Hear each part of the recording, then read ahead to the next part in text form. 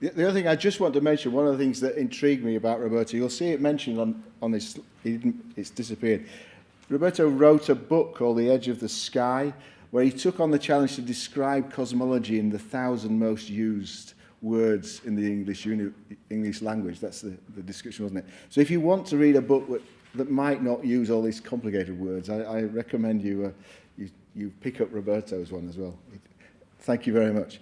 So anyway, I've just got to wrap up now in readiness for you to stay around, hopefully, for a glass of wine. And there's a few different awards I'm meant to make.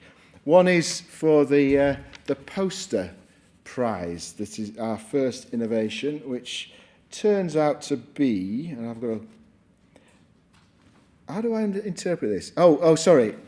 So it's poster 4. It's all right, I've got a whole series of numbers. One's the total of counts, one is the ordering, and the other is the number of the posters. And I think it's poster 4 that came first with 7 votes. Is that correct?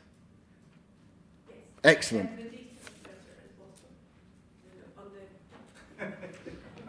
Yeah. There, that's Oh, sorry, yeah, and then right below it, that's William Lang's poster from Bristol on where you yeast expect. Oh, it's the bakery. Yeah, it wasn't bribing people with food, was he? Is William around?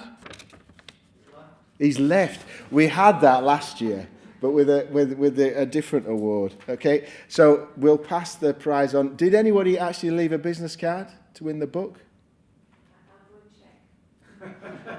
That one can come in a minute. And finally, those of you who've not been to a Doug conference before, again, my predecessor Keith created the Doug Award. So each year, the group likes to recognise one organisation or group of people that we think have contributed most to the data environment and particularly to commercial data environment in the last year or so, and certainly in the last year. And the tradition has been that team gets awarded a map of the northeast of London. It's the same bit of the map, and it's got very great significance because it's where the Black Death was first plotted out in London. So it's one of the very first uses of statistical data to identify a really significant public good. And so they identify where it was the wells that were causing the infections rather than the miasma, I think they used to call it. And so this year,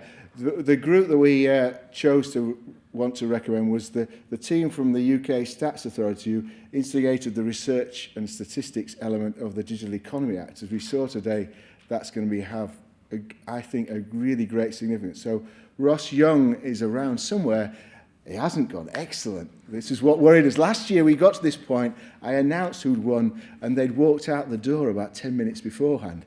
So if Ross can come forward, as he has, we'll then give you the award and give you the recognition hopefully it deserves. And hopefully you've given it a nice place. You can put it on the wall. On the wall. Fantastic. Yeah, great. Here we go, Jan. Oh, we're going to come down.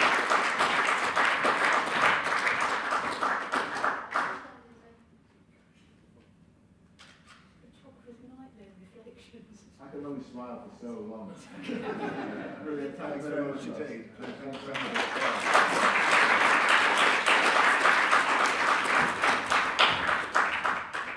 So last but not least, I'm going to end with that phrase GDPR, because I think today hopefully has demonstrated good data is all around us if we have the right things, and it can definitely provoke responses. So thank you very much, and hopefully you can continue and be encouraged by today to do all that in various different ways and enjoy a glass of wine in a minute. Thank you very much. And thank you. Oh, just a minute. The other thing I have to do is, as I said it last year, and I'll say it again, I don't mind taking credit or otherwise for the content of some of today, but I have got to thank the speakers for keeping so well to time. But the fact that we're in the same room at the same time doing all the right things is only down to Jan. I can create lots of confusion otherwise. So thank you very much, Jan. And a small token of my satisfaction. Only Jan knows quite how much confusion I can create. So anyway, enjoy, and we'll see you sometime in the future. Thanks very much.